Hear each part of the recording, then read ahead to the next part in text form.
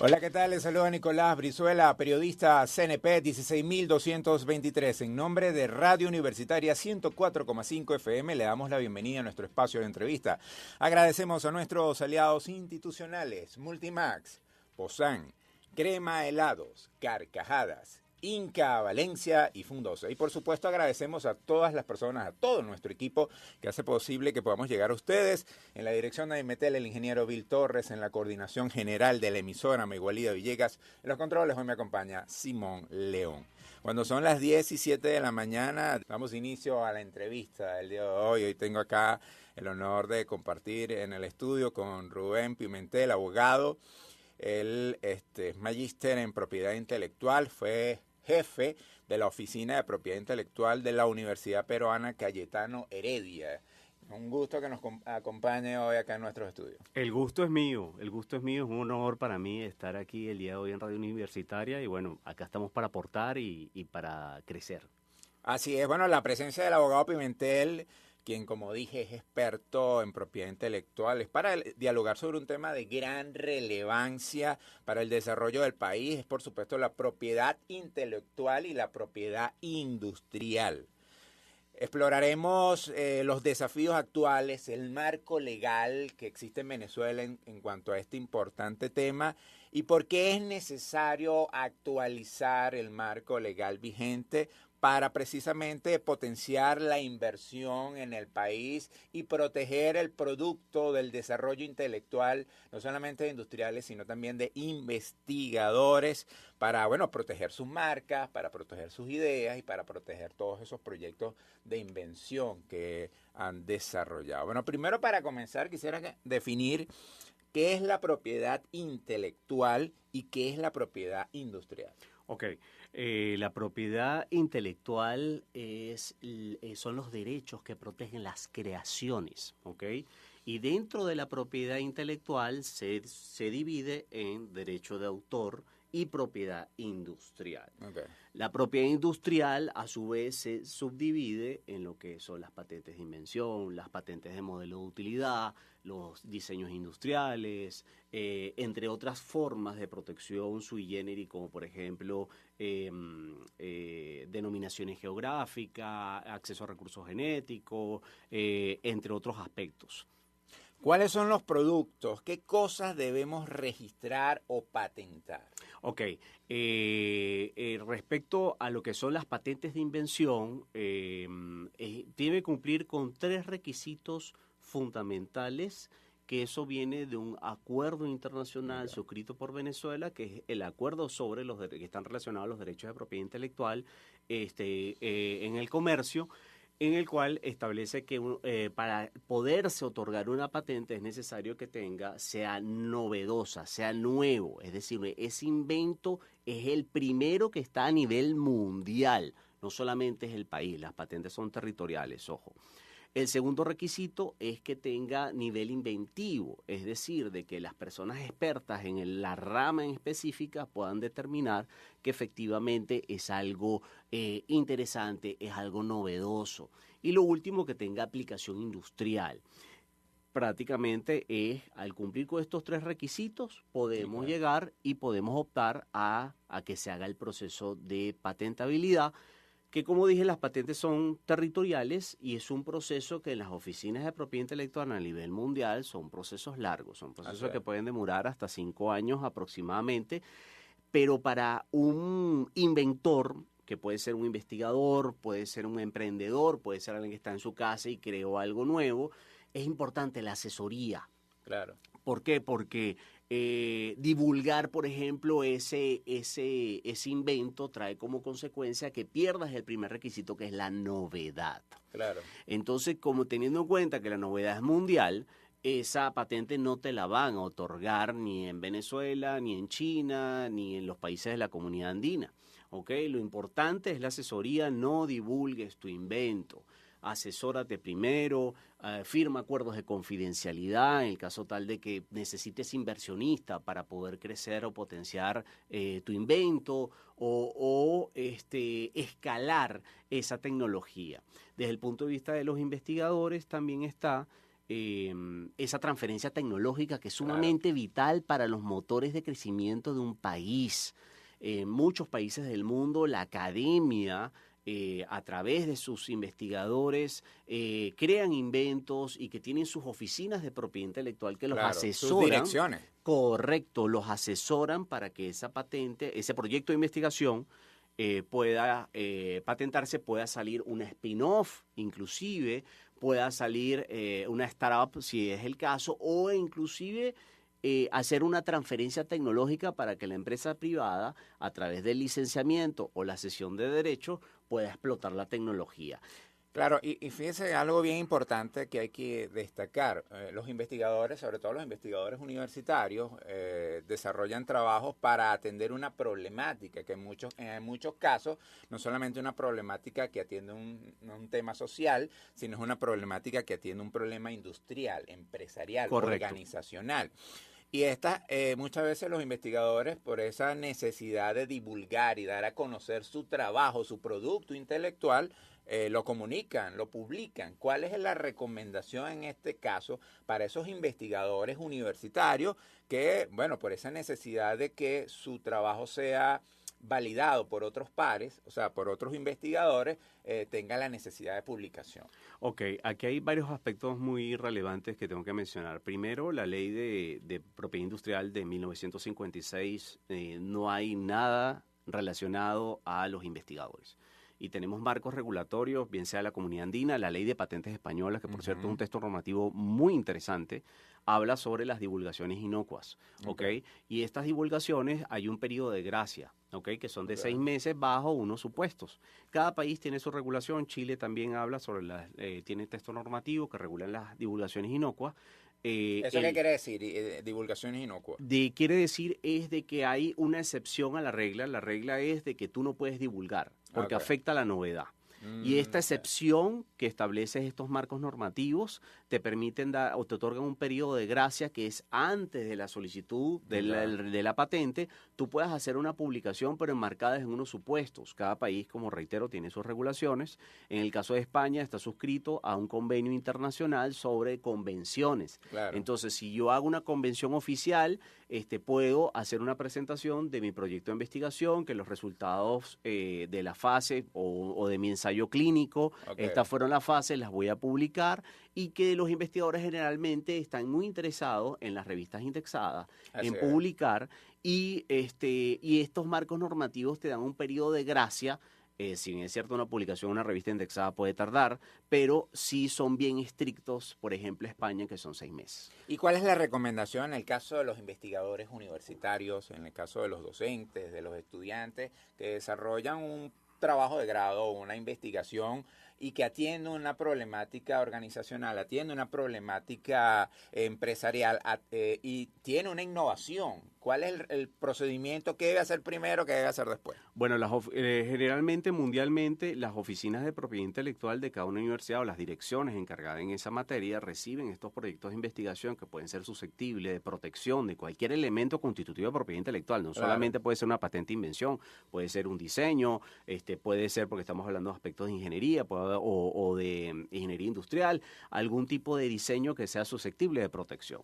Estas oficinas lo que hacen es reciben estos proyectos de investigación, los analizan y si hay una potencialidad de protección, vamos a hablar de patente de invención, lo que se hace es que se suscriben las confidencialidades debidas, los jurados le dan un tratamiento especial a estos proyectos de investigación y no se publican, se publican, de modo tal de que este proyecto de investigación que puede ser patentable bajo una patente de invención, porque recordemos que si es publicado en Venezuela, y esta tecnología que fue desarrollada tiene mercado en, por ejemplo, España, que fue el país que mencioné, evidentemente que vamos a violar todo lo que son las regulaciones de ese país, que son 6 meses el periodo de gracia, y la patente yo no la voy a poder registrar en España.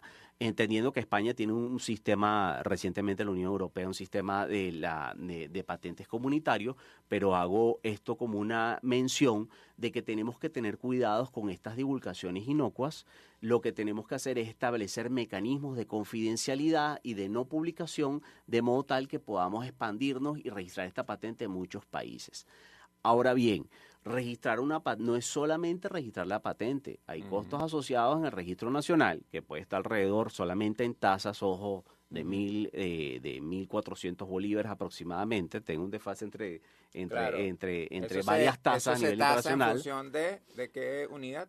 En realidad la página del SAPI lo pone en Petro, pero cada oficina de propiedad intelectual tiene sus tasas. Okay. Entonces, ¿qué pasa? Si yo registro en Venezuela, voy a registrar, por ejemplo, Colombia, voy a registrar Perú, voy a registrar que son los países donde yo tengo mercado para hacer la explotación comercial de mi patente, de mi invento, yo tengo que tener en cuenta esas legislaciones. Si yo publiqué y, por ejemplo, Chile, que también tiene una regulación al respecto, va en contra y me va a decir, usted publicó ya el requisito de novedad, que es de este acuerdo internacional de que mencionar, que es ADPIT, el que lo mencioné anteriormente, me va a decir que el primer requisito, que es novedad, no lo estás cumpliendo. Okay. Por eso hay que establecer los mecanismos desde el punto de vista de la academia para que no se divulgue, de modo tal de que yo pueda no tener complicaciones. Okay. Entonces, un poco para aclarar, ¿cuál es el paso a paso que debe hacer no solamente un investigador, sino aquella persona, aquel emprendedor que tiene una idea,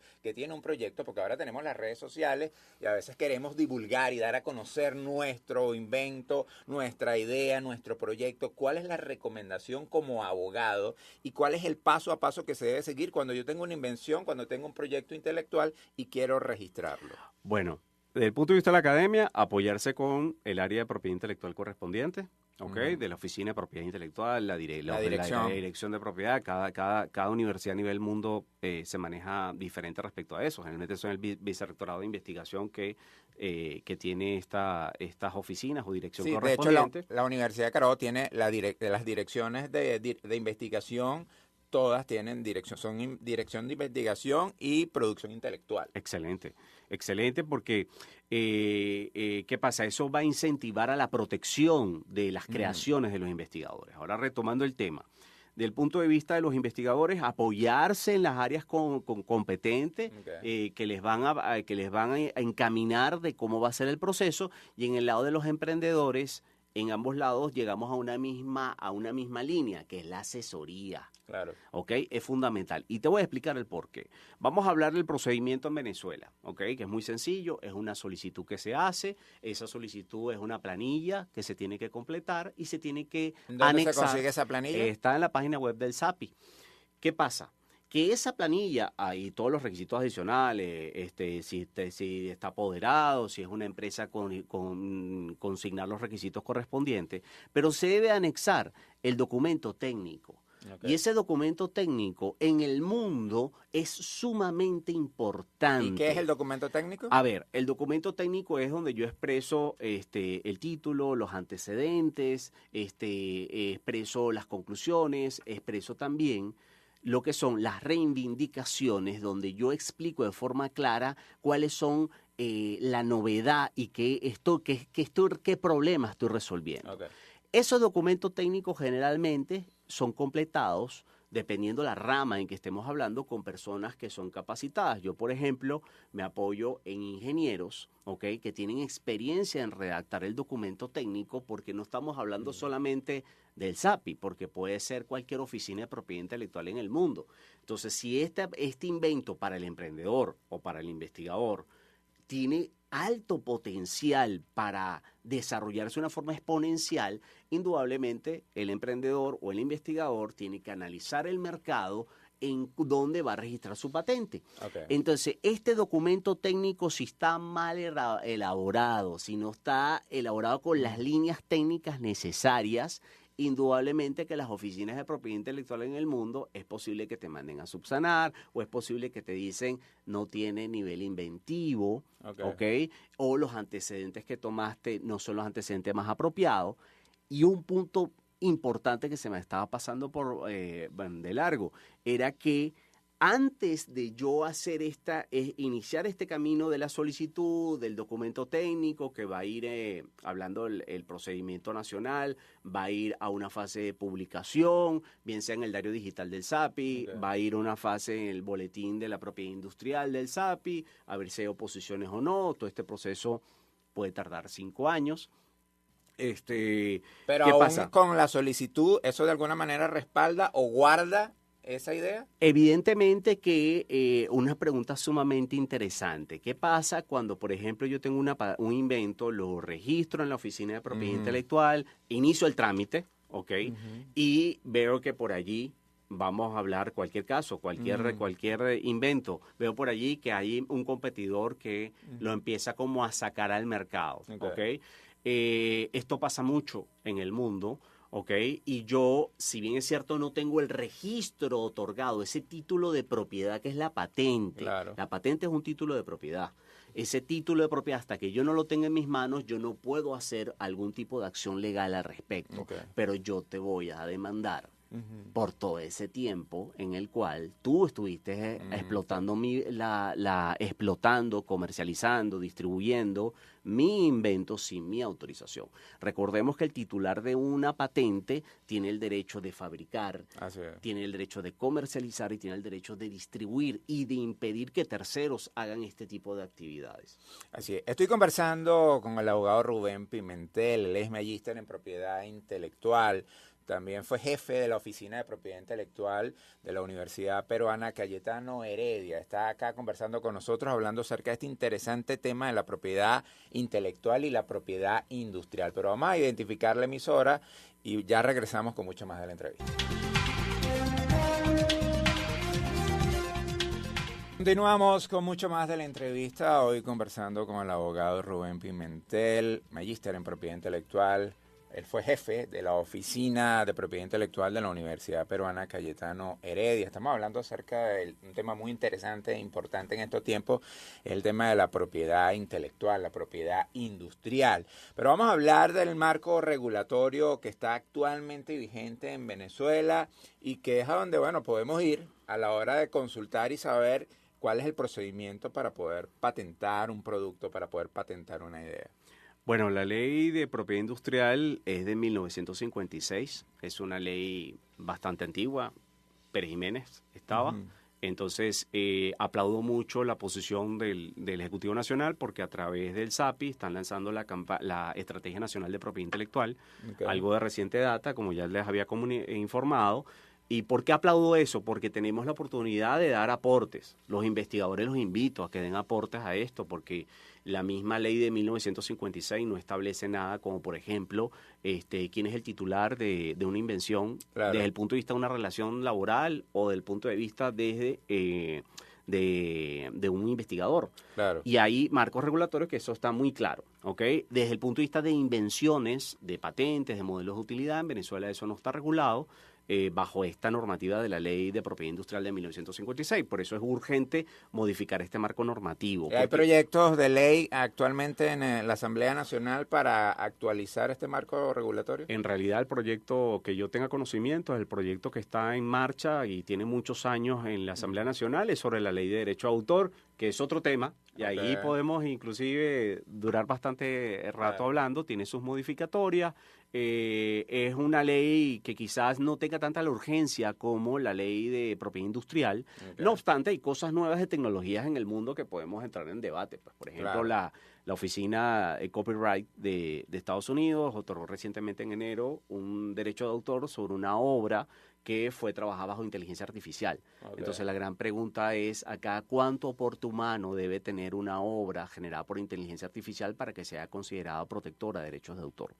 Esto genera un debate bien interesante en el mundo de propiedad intelectual. Esto es de reciente data y vamos a ver qué posturas tienen las oficinas de propiedad intelectual en el mundo, que ya han sacado manuales. Por ejemplo, la de Inglaterra, la de Estados Unidos han sacado manuales relacionados a las obras generadas por propiedad intelectual, pero en enero se dio la primera en Estados Unidos, se llama A Single Piece of American Cheese, si no me equivoco, es una obra generada por inteligencia artificial que el autor intervino y grabó en timelapse toda el la intervención proceso. que hizo, y eso le sirvió de prueba para demostrar a la oficina de que, mira, yo tengo aportes a esta hora y que al criterio de él había originalidad, que es uno de los requisitos fundamentales del derecho de autor, la originalidad, y la oficina le otorgó el registro correspondiente. En el caso de Venezuela, este trabajo que está haciendo el SAPI con buscar de alguna manera conocer cuáles son las necesidades de los diferentes sectores industriales, académicos, universitarios,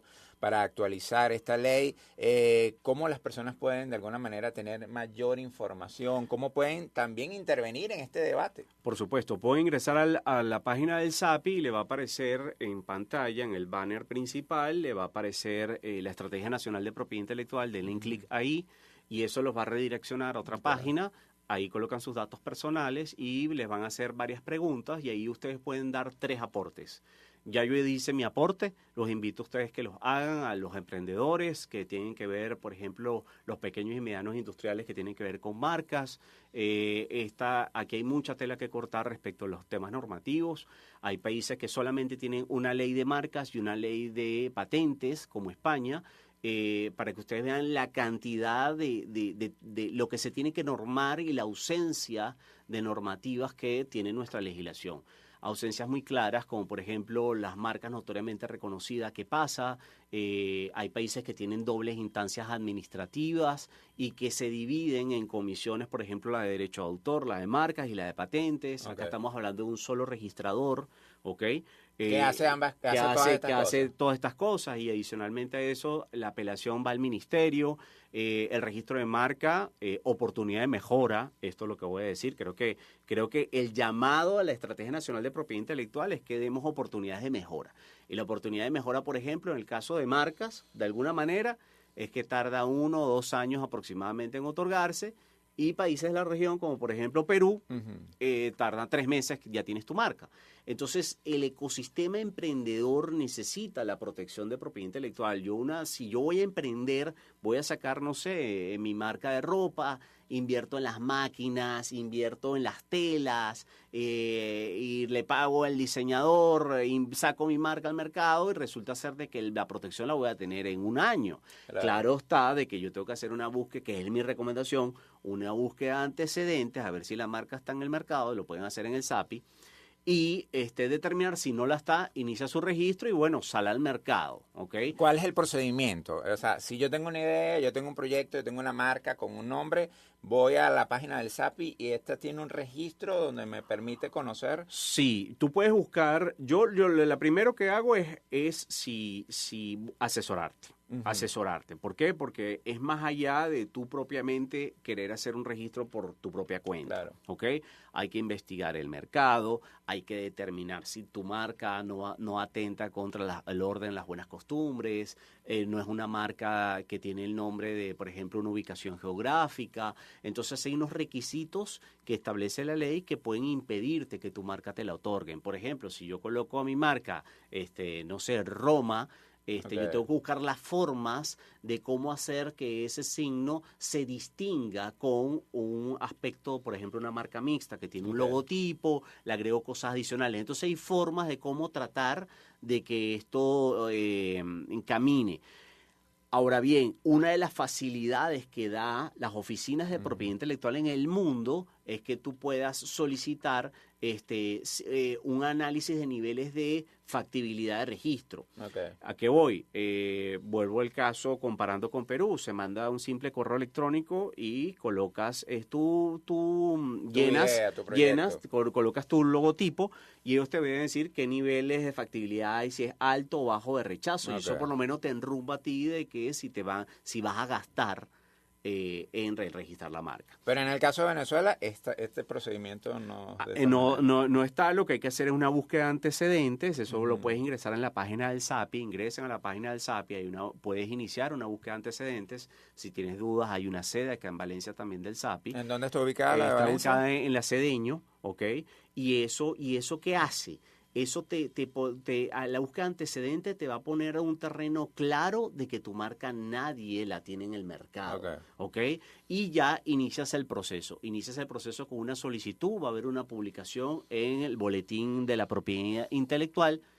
Y bueno, es un proceso que tarda un año aproximadamente. Importante, ¿cuáles son los riesgos que yo tengo como desarrollador de una idea, como emprendedor, como empresario, cuando no registro mi marca, cuando no registro el nombre comercial del producto que estoy lanzando al mercado?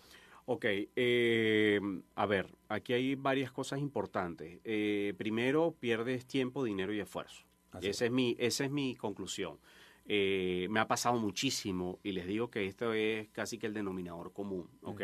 Entiendo que hay unos emprendedores que dicen yo quiero validar mi producto primero en el mercado para ver si funciona o no antes de incurrir en gastos adicionales. Yo eso lo entiendo perfecto porque es un tema de presupuesto. Pero ¿qué pasa? Yo siempre pongo el ejemplo de un café, ¿ok?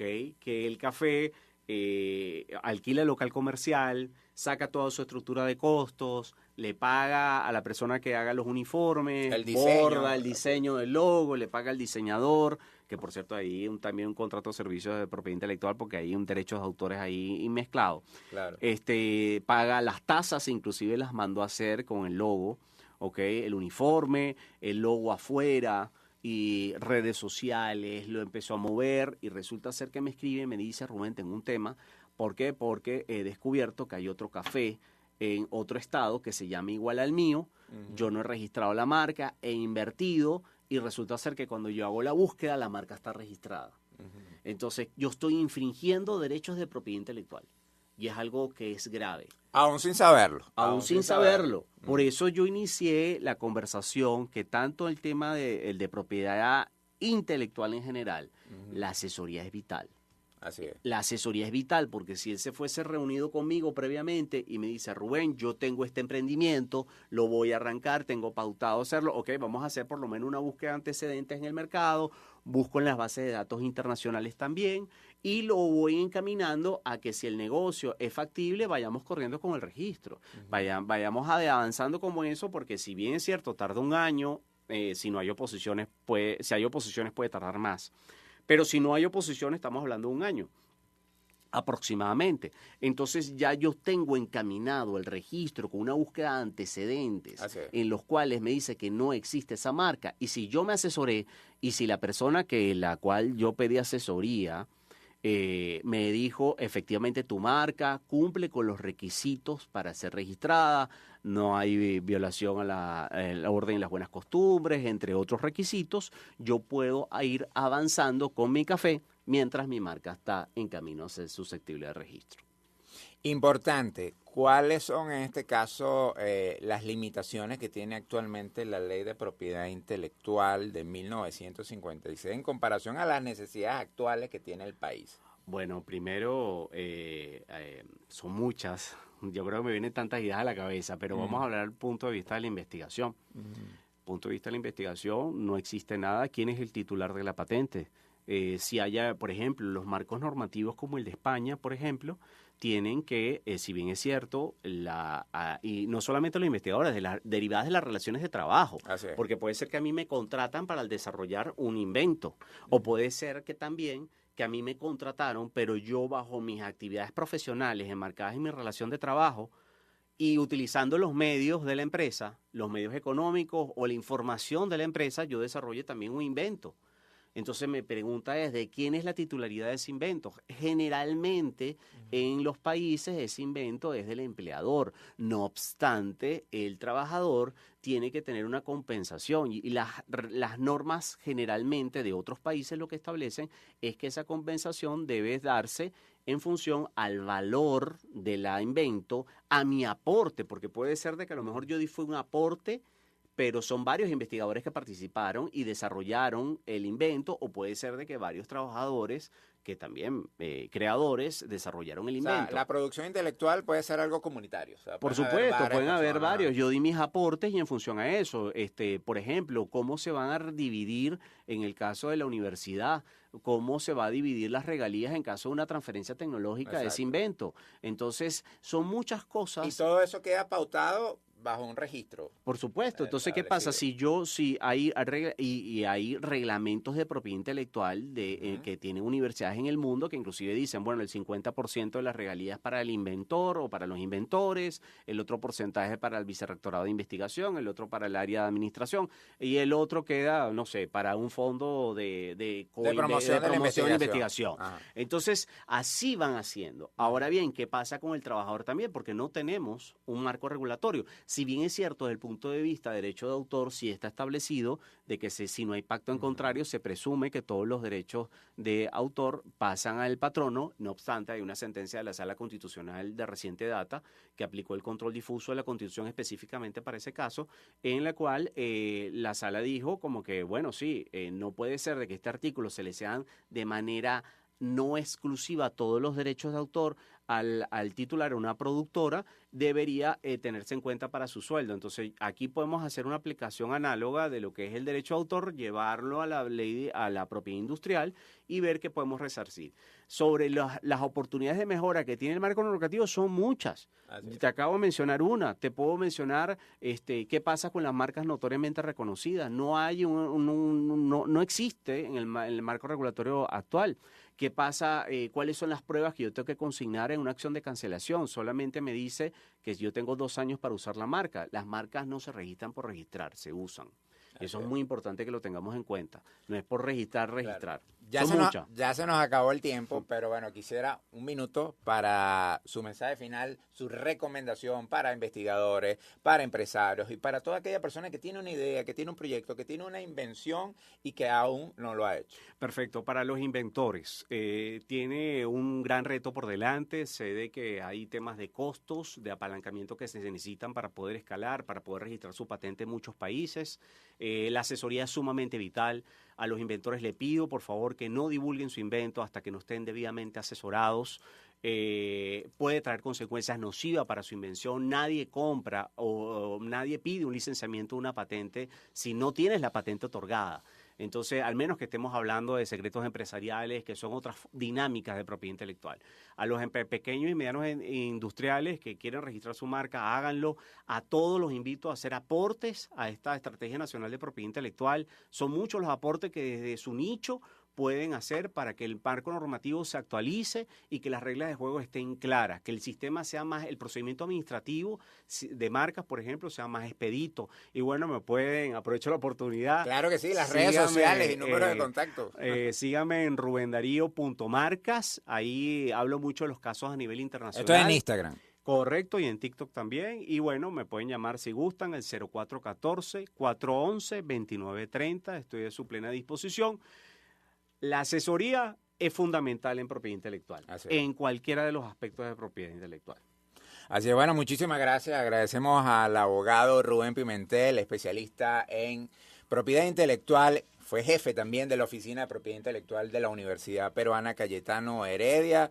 Estuvimos hablando acerca de este importante tema de la ley que está actualmente vigente en Venezuela sobre la propiedad industrial y lo necesario que es entender que la propiedad intelectual, la propiedad industrial es un elemento clave para el crecimiento del país y a través de esta iniciativa del SAPI se está buscando precisamente buscar los caminos para actualizar el marco regulatorio que maneja este tema en Venezuela y poder desarrollar marcas protegidas legalmente. Agradecemos por la asistencia a nuestros estudios. Con esta información culminamos la entrevista por el día de hoy, agradeciendo como siempre a nuestros aliados institucionales, Multimax, Posan, Crema Helados, Carcajadas, Inca Valencia y Funda UC. Y por supuesto agradecemos a todos los que hacen posible que podamos llegar a ustedes. En los controles hoy me acompañó Simón León, en la coordinación general de la emisora Megualida Villegas. En el micrófono y producción de este espacio les habló Nicolás Brizuela, todos bajo la dirección del ingeniero Bill Torres. Los invitamos a que continúen allí, en sintonía de Radio Universitaria, la radio de la Universidad de Carabobo.